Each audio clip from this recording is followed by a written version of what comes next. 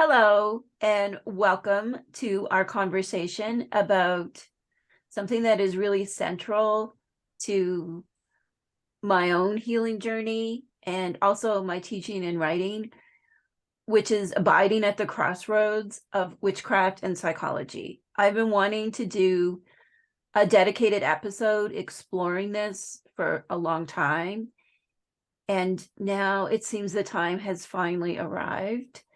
And I considered who I wanted to have this conversation with, if I wanted to bring in experts and so on, authors. And in the end, what I decided is that I wanted to talk with Liz and May and Kristen because they have such powerful stories of their own self-healing from abiding at the crossroads of witchcraft and psychology. We don't always need a bunch of experts in the room. We need to hear each other's stories and be in a circle together of support and understanding so that we can feel inspired and empowered. And that is our sincere wish for your experience of joining this conversation with us.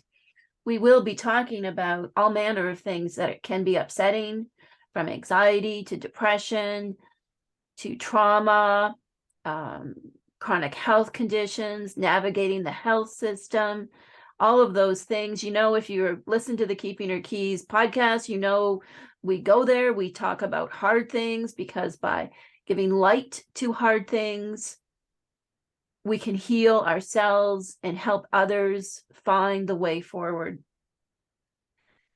But if you're not feeling up to this conversation, you may want to sit this one out.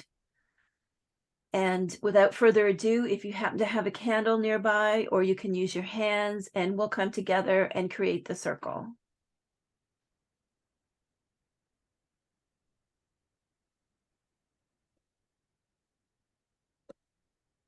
So let's just begin with that counterclockwise circle motion, connecting to that reversing energy, the cleansing energy, letting go.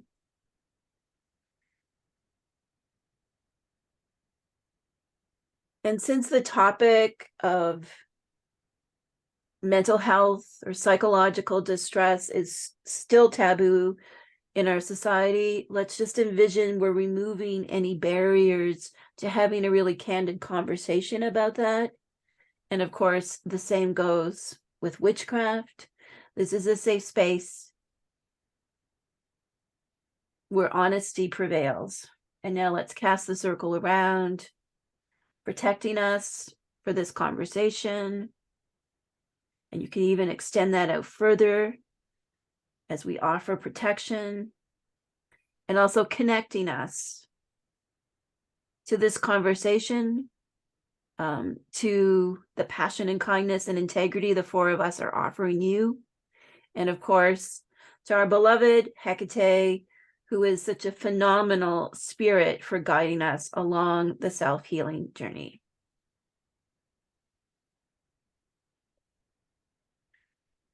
So for the invocation today, I chose one that we've used before quite a few times. But for me, this poem I wrote very much captures my own healing journey from, through trauma and everything else.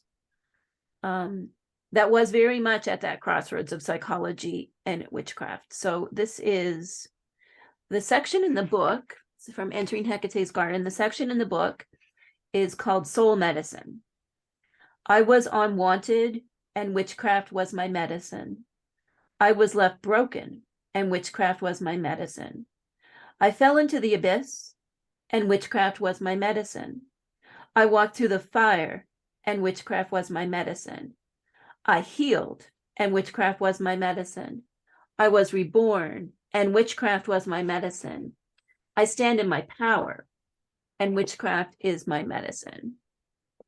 And as we've been preparing to have this conversation, we've been talking to the other guides in Covina about our own experiences of self-healing at the crossroads of witchcraft and psychology. And I believe that psychology, whether it is self-healing through books or courses like the books and courses I write, or listening to this pod, which is always at the crossroads of the two, or if you see a therapist or another professional, I believe like part of our apothecary of self-healing as witches can be psychology. And at the same time, I know that many of us, myself included, I think Liz has stories of this, that our times when we interact with like psychology writ large and also with therapy, that we can have really negative experiences and, you know, and be called or feel that we're being called out for being broken, when, you know, things have happened to us or been done to us, or we're experiencing things that are causing distress, which is not brokenness, it's natural reactions to what's going on. And, you know, and I just want to, before we begin, I want to just say to everyone here, if you have ever been made to feel crazy, or if you have been othered by mainstream treatment approaches for distress, psychological distress, I just hope that you find healing from that. You are not crazy. And for me, in my own journey, my professional journey and my personal journey of abiding in this crossroads, professionally, I've really had criticism from both worlds, from psychology and from the witch world, about what I do. And I used to try to pick a team. Does that make sense? Like, pick a team. And it's like, well, my actual team would be psychology, because my books are rooted, founded, you know, like the foundation are psychological theories and practices that I know work. But mainstream psychology wants less than nothing to do with me, because I write about witchcraft and the healing power of witchcraft. And at the same time, in the witch world, the occult world, the pagan world, and so on, I often get a lot of flack from certain camps that are very dogmatic and say what I do in terms of being inspired by like ancient practices and inspired by maybe traditional folk magics, that what I do is like I am violating some code, that these things that are thousands or hundreds of years old, they can't evolve, they can't be contemporized, they have to stay as they were. So I remember years ago when I first started writing, someone wrote a really thoughtful comment, and they said, you abide in that sweet spot, that liminal space where you come at this as, you know, a doctor of psychology, and also as someone who has been studying comparative religion and energetic healing for decades. And this person, they said, well, so you're in this sweet spot that is very helpful for a lot of people, and at the same time you will draw the ire of people firmly on either side. So that's been like a journey for me, just to say, I abide at this crossroads. I love this crossroads. I'm not going to pick a side. I'm going to be pulling from both areas, merging them together, and doing what I'm doing. And wherever you're at in your own self-healing journey, I hope you feel inspired to do the same. There is no one right way to heal into your own wholeness. There is no one right way to get therapy, or there's no one right personal development book. There's no one right way to practice witchcraft. But maybe we should start with a little bit of definition about kind of how we are talking about psychology and witchcraft today, just to be clear. So psychology, my PhD is in applied social psychology. My training was in attachment and close relationships, including things like social skills, coping skills, and so on. This is my foundation as a professional. So psychology is a huge, huge, huge field. There's clinical psychologists who are PhDs and doctors of psychology that are trained to be clinical psychologists. Psychiatry is a completely separate thing that has very little to do with psychology, so we should probably clear that one up. I'm not talking about psychiatry. I'm not one. We might bump into it in the conversation, but it's a completely separate thing from psychology. So there's that, and then there's all the never-ending parade of personal development books. Just like think of them like Atomic Habits, like they just never stop. There's always a new one, right? That really great book on boundaries. Like there's all these great books that come from PhDs in psychology, not written by, people who have an interest in it. Not saying they can't write good books, but I'm talking about people who are psychologists who write these type of books. There's all that never ends. It's a huge parade. So there's those two ways we can engage with psychology. So we're talking about the big wide field.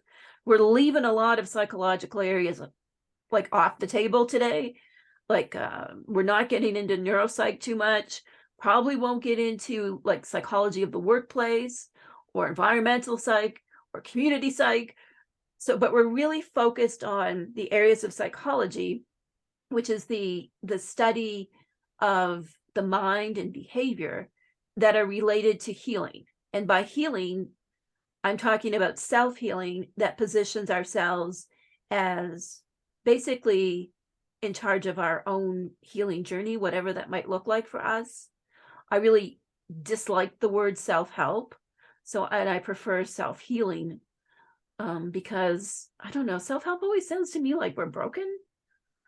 Self-healing is like we're working on things. So, and then witchcraft, I think the four of us here, we practice a sort of animistic witchcraft that's natural magic centered around the goddess Hecate and her mythic companions. It also expands to other deities and spirits and so on, but it's very much a form of natural magic that is designed to be helpful for our own development and to help other people. So we do not do malefic things, which is something that really fascinated me in prepping for this, is that the Oxford English Dictionary itself is revising and has recently, as March of 2023, revised the definition of witch. So it becomes a much more neutral or benevolent definition. And psychology is also evolving rapidly too. So we're talking about two huge, huge areas. But for those of us who have trauma or chronic health problems and identify as witches, we're going to be in that crossroads. And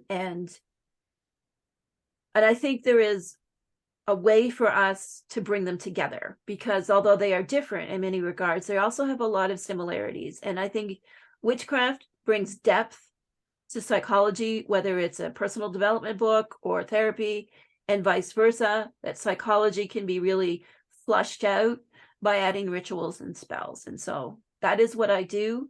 And in this book, the lesson 1 in the first chapter, I start off talking about that, about personal development, and then I'm a psychologist.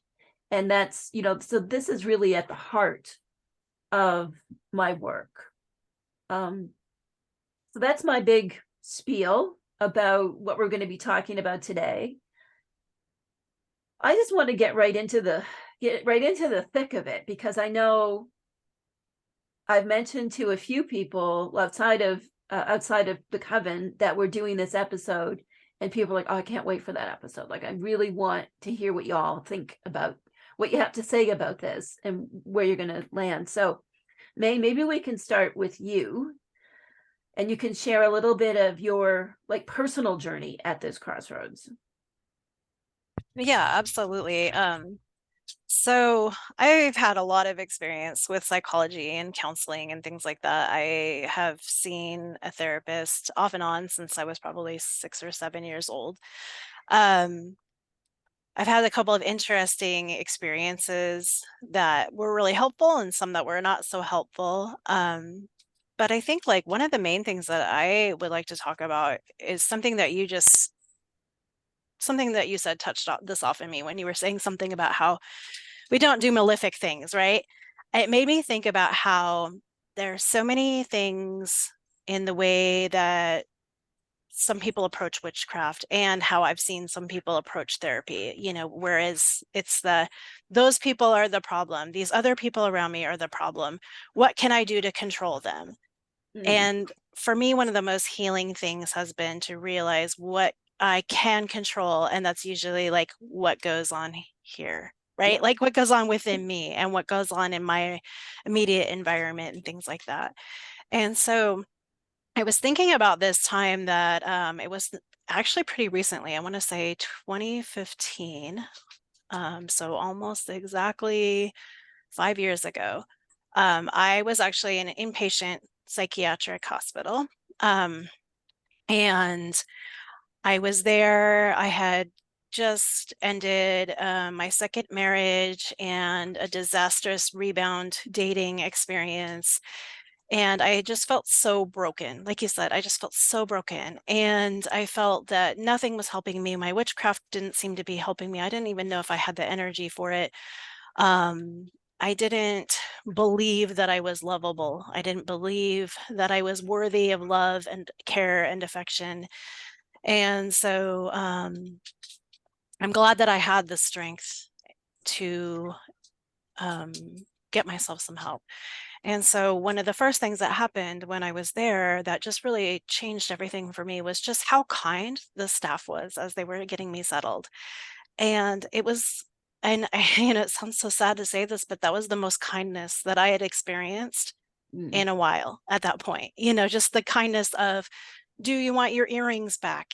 Do you want, because I mean, I don't know if any of you have gone through this, but if you go to the emergency room for psych things, it's almost like prison. They take everything from you. mm, They take anything that you could possibly use to harm yourself. I mean, and maybe rightfully so, but it's a very jarring experience. So just something like, do you want your earrings back so that your gauges don't shrink? Do you want, your t-shirt? Do you want, like things that I wasn't allowed to have in the ER, they gave back to me right away. And that to me makes me now think of how in both witchcraft and psychology, you have to believe that there's something different that's possible, right, than what mm, you're experiencing. And so I started thinking about all the little things that I did while I was there that I was able to control. Like I couldn't really leave, right? So I realized my body wanted to move. That would make me feel better. So I paced up and down the halls and I, did yoga in my room and I walked out to our concrete patio, which had like one planter with some plants in it. And I connected with nature that way. And we had a very robust like crafting session, that happened pretty regularly. And I realized looking back, all that wasn't really super intentional at the time, or maybe it was, and I just hadn't thought about it and made the connection so explicitly. But all the crafts I made were talismans. mm, They were all with like everything I made had a purpose. Everything I made was like, a vision board, or I made like a little wooden box that said self-love on it. And I filled it with little scraps of paper that were ideas I could do to like take care of myself, whether it was like go for a walk or read a book or take a nap, things that I could do to remind myself in the moment when I was feeling really stressed out, like I could care for myself and that I deserved that care. And so I just think about how much that journey changed me and how just like focusing on what I wanted, right? Like we do in magic, we focus on what we want versus what we don't have. And I started focusing on, okay, I came here because I felt unloved and unlovable. And so, where do I already have love in my life? Like maybe I'm not partnered, maybe I will never be partnered again, but I have these friends that I'm really close to. I have, my mother is here. I have my animals that I love and who love me back. And so I just really started, practicing gratitude for those things and recognizing it. And I think if I hadn't done that, I would not have been in the place that I was, where I met my current partner, where it was like we met, and for the first time, I think ever in my adult life, I approached a relationship from the point of, I don't need to grasp at this love because I already have love. This is just extra love. And I could just accept it for what it was and enjoy it and let it evolve. And it's been really great. Wow, you said so much. First of all, I just want to like applaud you for being so brave to say what you just said. So thank you for that. It's so helpful. It's so healing, to hear your experience, because it makes us feel like, your bravery lends itself to solidarity. That, like, my personal mental, I've never been an inpatient, but I have been in some pretty low places that sound similar to what you experienced. And so I feel less alone. Thank you for that. Yeah, you're welcome. And it's so inspiring because you found your way out and you connected to love and creativity and could see a different outcome, which, like you mentioned, is such an important part of the practice of the type of animistic witchcraft that we all practice here, that the intention, the outcome is the focus of what we're doing. So thank you. I'm taking it all in. I'm just taking it all in. That was a lot. Yeah, it was a lot. It was all good. And I don't want any of it to go by me. So I'm trying to just like absorb it. And so none of the little pieces fly by me. How are you doing today? So you said this was several years ago. How are you today? Yeah, so I mean, this is funny because I was talking to my partner about how we were going to be doing this podcast. And, he met me. I mean, literally, we started talking almost right after I left the hospital. We just happened to meet through a mutual friend on Facebook. And he said, like, I saw it in you, when I first really started getting to know you, and I believed in you, but I'm so happy to see that you have started to believe in yourself, and he said, it's just been amazing to watch you just step into your power and, claim your, how outgoing you are and your leadership skills, and to just be, so supportive to other people and mentor other people. He's like, I know that when I met you, you probably would have never saw this for yourself, like maybe hoped, but never really believed it was possible. And he's like, and it's just so amazing to see it happening. And he definitely credits Covina. He's like, it's been so amazing to watch you, go through all of that, and like just how committed you are. And he's like, I'm just so proud of you. So yeah, I mean, and even without his validation, honestly, I mean, I think about that a lot. I think about even a year ago, how different things are, like how I've been working really hard on overcoming imposter syndrome, how I've been really stepping into more roles with responsibility and commitment. And when I joined Covina, let me tell you, I was so terrified of committing to anything, right? So, and so now I maybe commit too much. So I mean, to bring that back into balance a little bit, but yeah, I mean, it's really kind of nice to look back and see that journey, right? To see all of the strides that I've made, and really take ownership of that, but also recognize the support that I've had along the way, and just that I have this container where I have like financial stability relatively. I have, a relationship that's stable. There's not a lot of arguments or, chaos in my life. And, that makes a big difference. I mean, those two things are really huge, I think. It's really hard to work on healing yourself when you're constantly putting out fires, right? Or wondering where your next meal is coming from, or wondering where you're, if you're going to get your water turned off. I mean, and that's kind of where I was when I was getting hospitalized. So, it's kind of a big picture thing. And that's, I think, something that's really important to recognize, is that when you have those basic needs taken care of, it's a lot easier to kind of go deeper with the psychology and the witchcraft and have that space to do so. That's such an important point.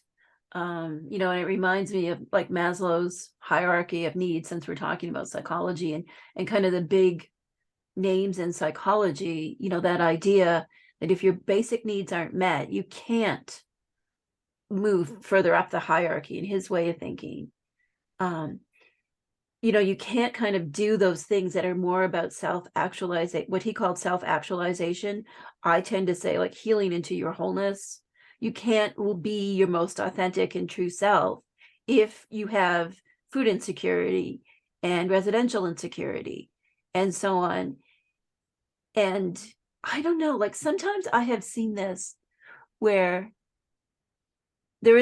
people are in that state because a lot of times when we are having like psychological problems, like if we are depressed or anxious, going through breakups, living with trauma and so on, because we have so much to deal with because of what was done to us, that it makes it really hard for us to be able to attend to kind of the normal things of life, like making sure we don't live beyond our means, and like, or we're in a bad situation, and we have to stay in a situation that's causing us more harm because we can't afford to leave. So it's so important to add that to like our table discussion, because that's always been one of my pet peeves when people are talking about like psychology and getting help, or even like in witchcraft and about doing certain things. It's like we can't deny like the economic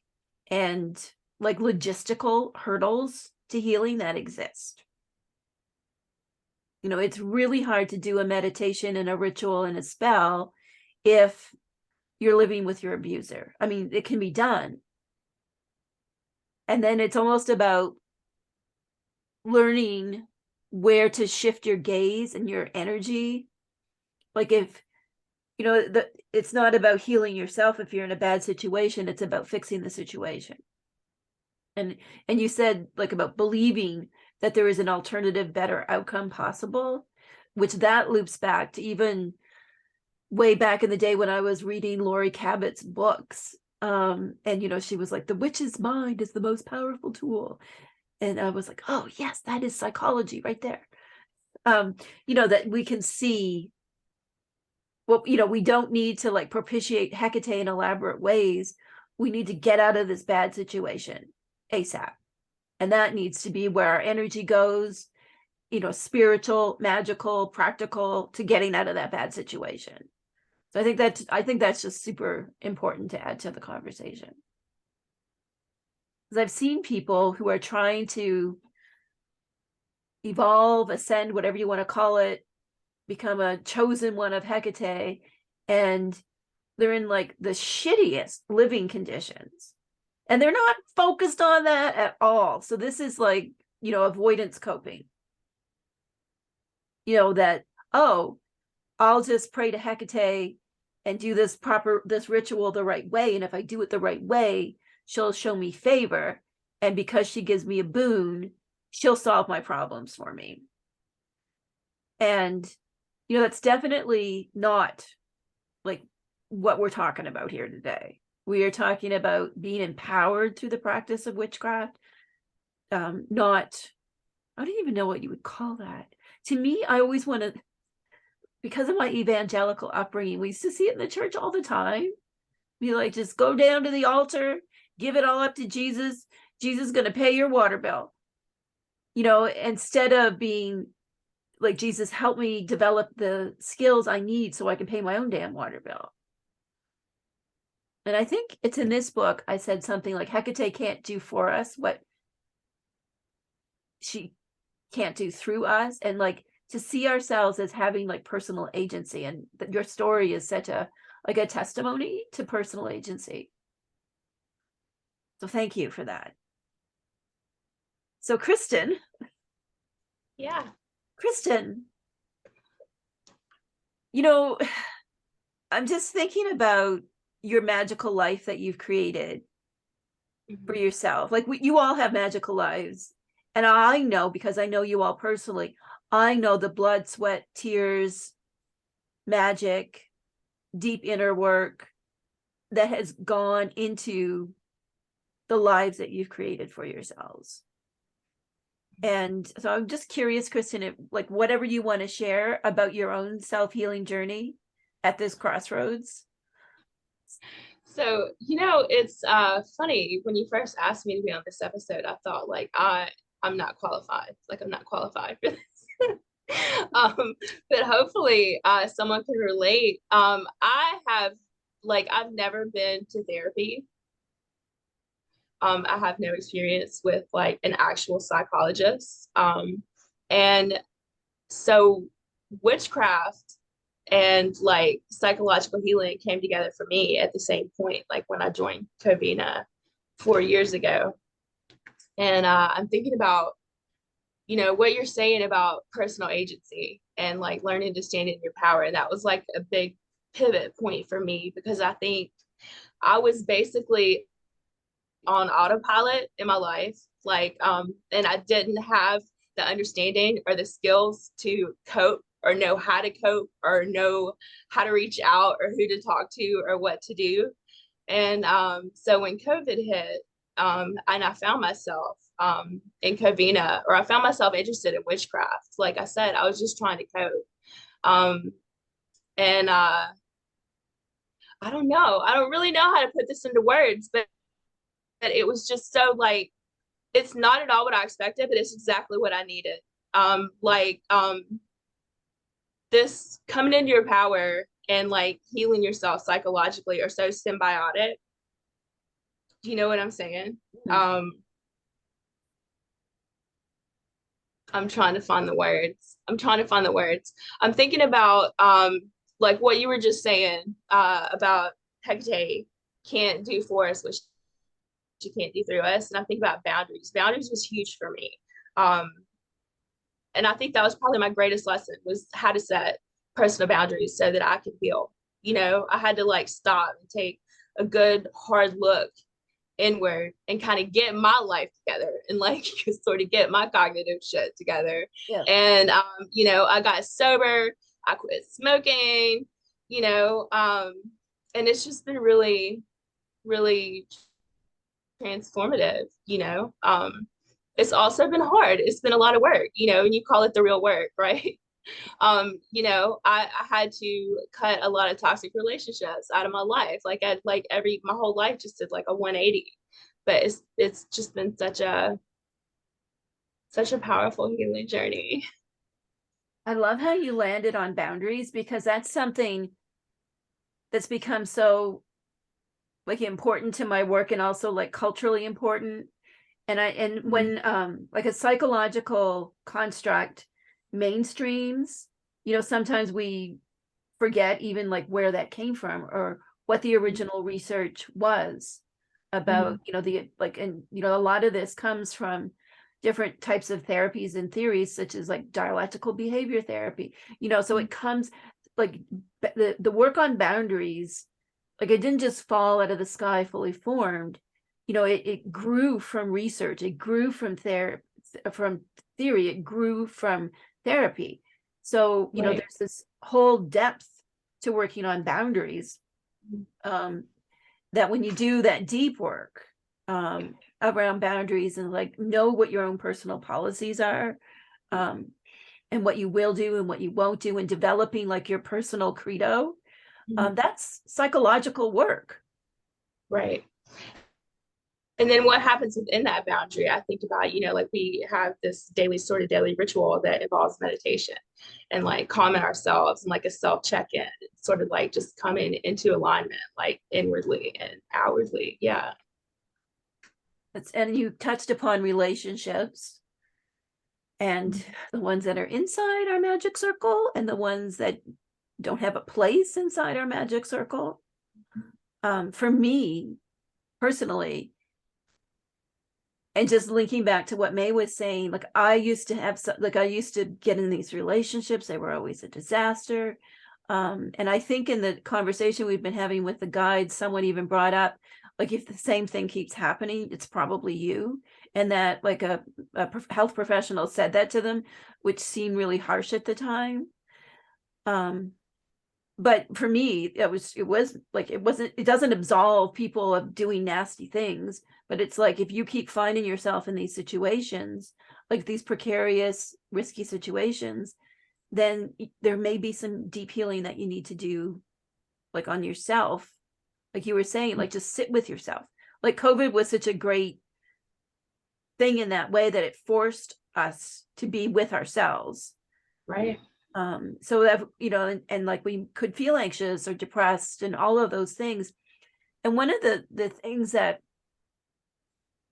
it's kind of like a pet peeve of mine is how like the cultural standard is that we need to be happy all the time. Mm-hmm. And so when you said like it's hard because it's saying to yourself, I'm not okay and it's okay. Mm-hmm. It's the end of denial, or it's the end of feeling that you're the problem. You know, you can be broken and need help, but this is a state, and I'm in this state for reasons, and I'm not defective, and I'm not crazy. I need help, whether it's a book, a course, a therapist, whoever you go to for help, and just like seeing that from a different perspective. Because, you know, it's a lie we've all been force fed, that everybody's happy. And, you know, that like when I first started teaching at university, I was teaching like the undergraduate 3rd year course on different like psychological disorders, which at the time, this is only 20 years ago, it's called abnormal psychology. And yet within the, you know, you think of that, if you've taken this course or you've seen a textbook for abnormal psych or psychopathology or clinic or intro to clinical psych, you'll see the textbooks like this, and everyone can find themselves in that book. So if everyone can find themselves in that book, how it can't be abnormal. Right. Like it's normal to be anxious, depressed. And then we were talking a little bit just before we turned on the recording about like about ADHD. Mm-hmm. And Liz, I think it was you that made someone made the good point that in our society, to get a diagnosis means that you get access to treatment. And you have an interesting perspective. So we have May, who's had a lot of experience with therapy, Christen, who's done a lot of like self-healing, personal development work, but no therapy, and Liz, who used to work with psychologists and psychiatrists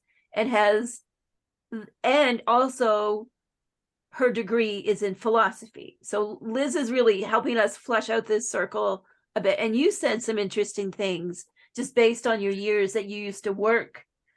Did you work with psychologists and psychiatrists?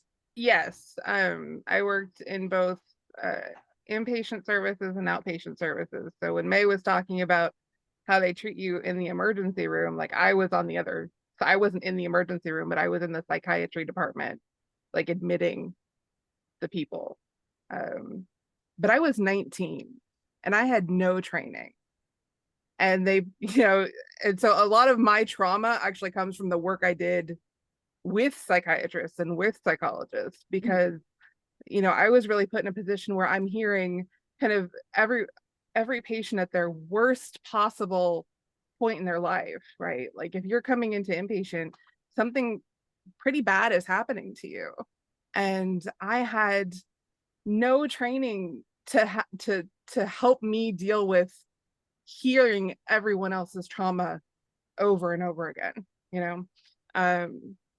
And so for me, like when we started talking about this yesterday, I was like, well, I don't really think about what I do for witchcraft in terms of psychiatry and psychology. And I realized it's because I just want to reflexively like avoid that topic, because that's where my trauma is. You know, like it's workplace trauma, but it's workplace trauma from, you know, that people in that profession. And I think, you know, many people may not have workplace trauma in relationship to psychiatry and psychology, but they may have had like a bad relationship with a therapist or a bad relationship with something else in that mental health system, and may also shy away from thinking about what they're doing in terms of psychiatry or psychology with witchcraft. But for me, like, I think my version of witchcraft is inherently psychological, because it requires us to think about ourselves and to work on ourselves and to set those intentions and to have good boundaries. Hail Christen and her good boundaries. Because if you can't do those things, then you don't have the strong foundation to stand on to do the ritual or the spell or the work or whatever it is.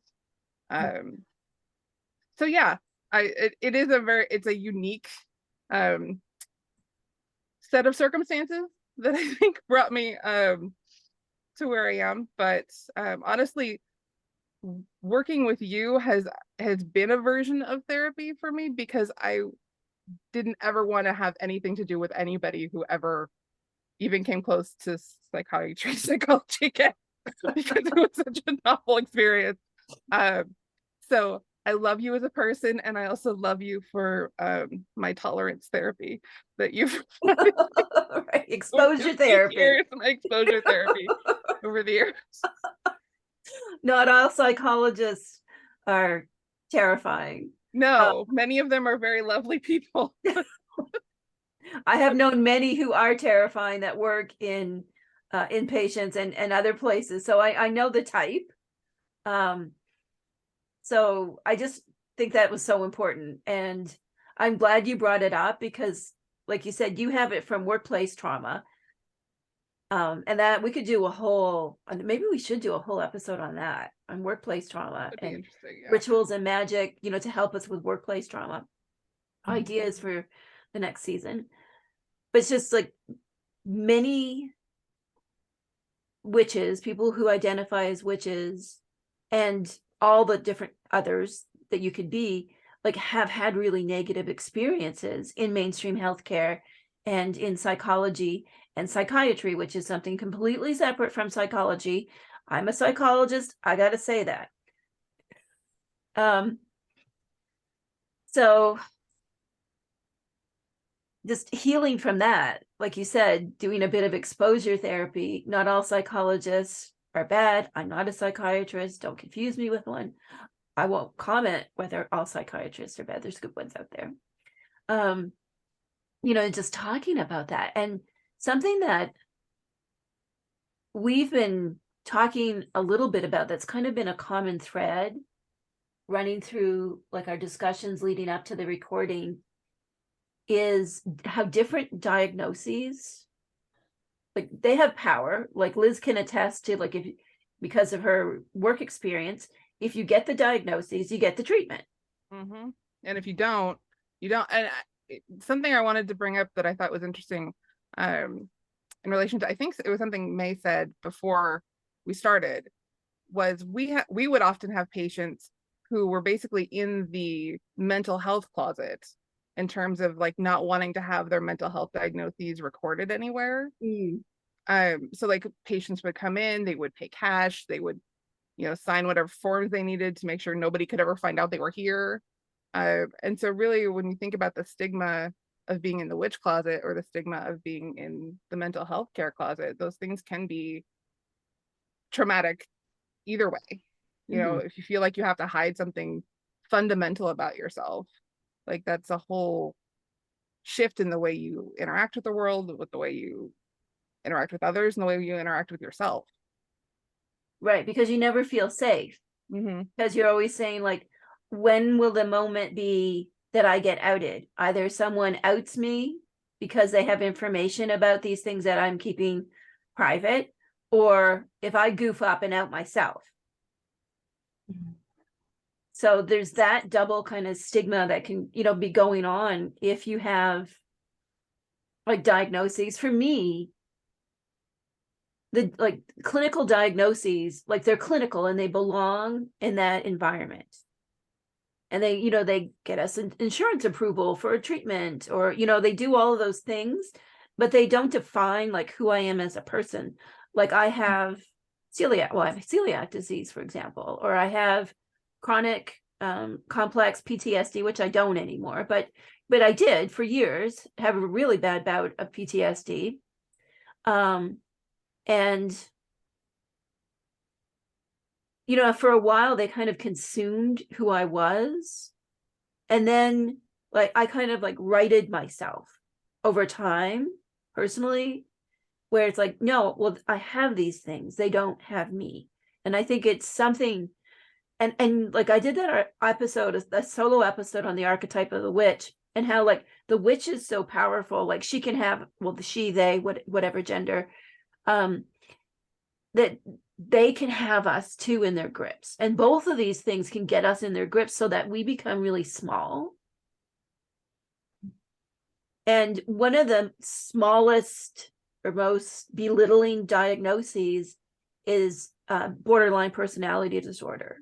And I would like us just to talk for a few minutes about this. It's such a challenging diagnosis that gets thrown at, I've seen it professionally and personally. This is a diagnosis that gets thrown at people who have really complex trauma. There's an episode I did on attachment, so we're not going to get too much into talking about attachment, but they've had like attachment, not just crises, attachment tragedies early in their life. And they were, in a sense, broken by that or shaped by that. And then they get blamed by this diagnosis of borderline personality disorder. And it's my hunch, you know, and we were talking the other day and I said, I would love to do academic research on, they call it the comorbidity or the co-occurrence of people diagnosed with borderline personality disorder and people who are like in the witch world. We're not talking about like the new age world or, you know, bigger worlds. We're really staying focused on who we are in this conversation. But I just think that so many people get that label slapped on them, and then there is effective treatment, dialectical behavior therapy, but there's so much stigma around getting diagnosed with BPD. And May, I was wondering like what your thoughts, because I know you and I were riffing a little bit about BPD. What are your thoughts on, maybe I should say what it is. Borderline personality disorder is characterized by things like difficulty in regulating emotions, difficulty in maintaining relationships, jobs, and so on. Sometimes a lot of falsities. At the core of BPD is a complete lack of a sense of self. You don't know who you are. So they are often chameleons, and they will fawn and adapt their personality and who they present to others based on who they want to gain the favor of. So they will become sports fans, or they will, I don't know, take up whitewater rafting, and they will change the way they talk and everything, because what happened to them so early in life truncated the natural progression of a development of a sense of self. That's what's going on in BPD. They're not mean liars who are just trying to fuck up everybody's lives. But a lot of times they kind of get portrayed as like mean liars just trying to ruin everybody else's lives. I don't know, May, what are your thoughts on BPD and witchcraft? Yeah, I think it's really interesting because I'm not willing to say that BPD is not a thing. I absolutely believe it's a thing, right? But I don't like that it's characterized as a personality disorder, because like you, I really do think like a lot of these things are shaped by early childhood traumas, especially, but even like later in life traumas. And so as somebody who also has lived with complex PTSD, as well as ADHD, I do have a diagnosis for that as well. I see so many similarities in the symptoms of all of those things, right? And especially for people who are assigned female at birth or otherwise femme, I think that BPD is a label that we get slapped with like before they dig deeper. Especially with ADHD, because our ADHD doesn't always match a lot of the research has been done on males, right? Or people assigned male at birth.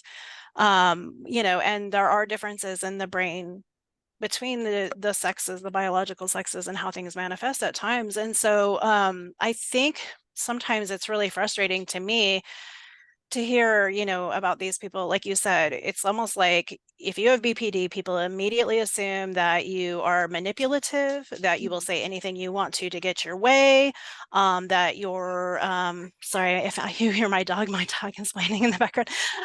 But if, you know, that you'll say anything you want to get your way, that you're emotionally manipulative, like there's all these things. And as you were listing some of the symptoms, I'm thinking, well, I did do that when I was in abusive relationships because it was a survival mechanism. Like the chameleon thing, especially. Like, yes, I didn't get to have my own sense of self because my self was wrong. So I had to be this perfect wife or this perfect partner or this perfect step parent or whatever, you know, in somebody else's image. I couldn't be myself. And so I think a lot about that because when I was in my second in a row abusive marriage, I went, I've also had a traumatic brain injury. And so I went to a neuropsychiatrist for an evaluation. And, you know, she conceded that, you know, I probably had some residuals from the traumatic brain injury, but really the problem I had was that I was borderline personality disorder.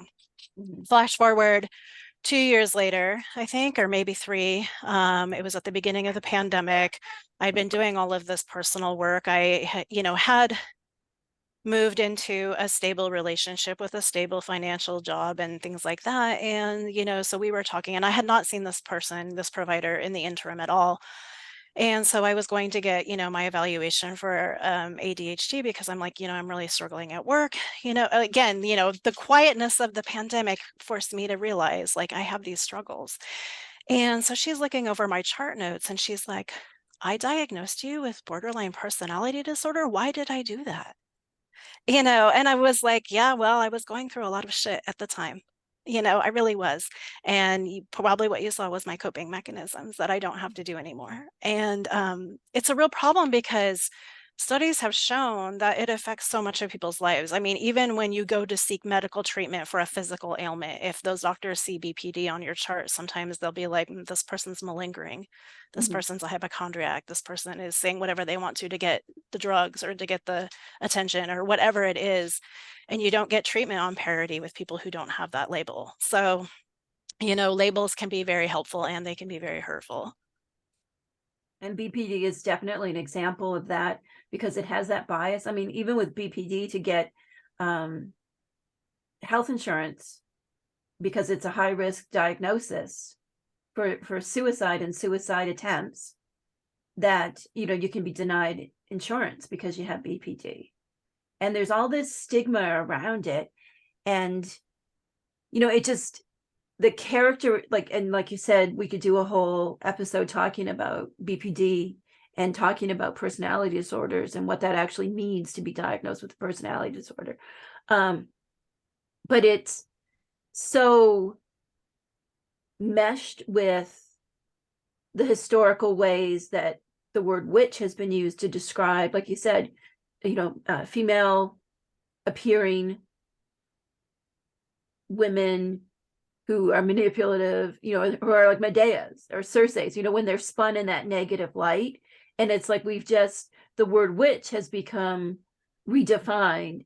And yet we still have this word in our society that means the same thing. And again, it's almost exclusively women who are diagnosed with BPD. And like you said, it's just you're in you end up in psychiatry and you're distressed, you're in an abusive relationship, you've got all this complex trauma, you're making poor decisions because you have no capacity to do otherwise.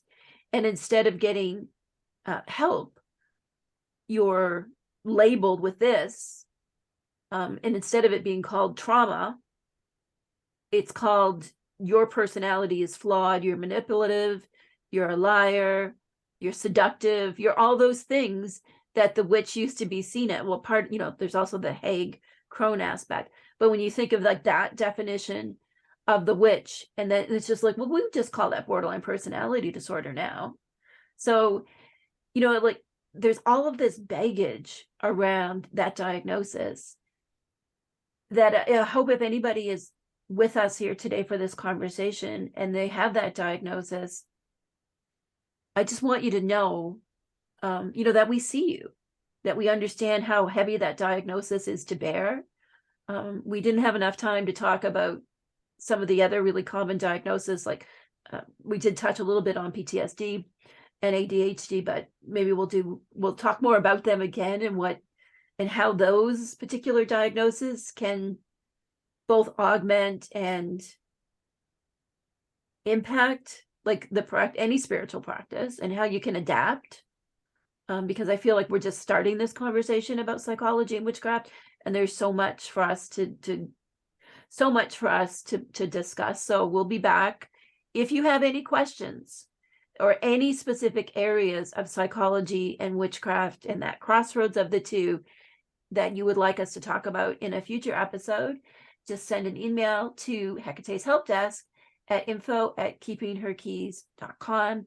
And we hope that on your self-healing journey, you find that sweet spot where you can abide in the comfort of knowing that you were designed to be a liminal creature. Like, as witches, we are liminal beings, and we live in the crossroads. And to find comfort in never quite fitting in anywhere except the crossroads, I hope you find that. So thanks so much for hanging out with us for a bit, and we'll see you again real soon.